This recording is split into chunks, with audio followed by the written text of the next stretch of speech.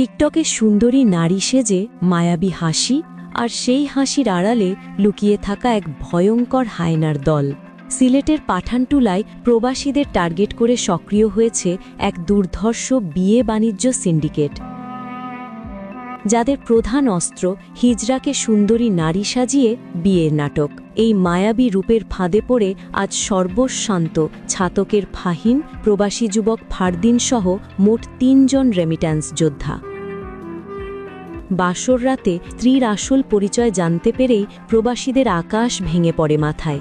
স্ত্রী নয়, ঘরে এসেছে এক হিজড়া, আর প্রতিবাদ করলেই জোটে ব্ল্যাকমেল আর মিথ্যা মামলার নরক যন্ত্রণা। পাঠানটুলার কুরবানটিলা, স্থানীয়ভাবে কুত্তামারা এলাকার এই চক্রটি এক প্রবাসীরই ১৮ লাখ টাকা হাতিয়ে নিয়েছে। এই সিন্ডিকেটের মাস্টারমাইন্ড কসাই খাইরুল আলম সবুজ।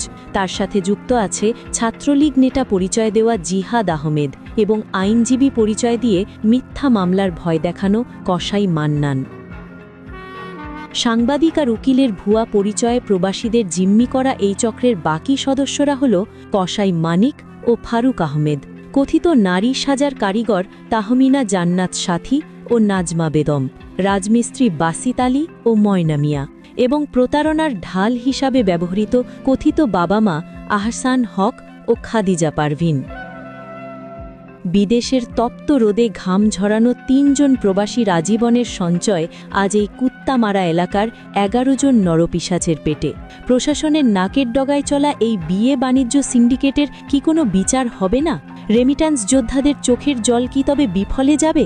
এই ১১ জন অপরাধীর দৃষ্টান্তমূলক শাস্তিই এখন গণদাবি।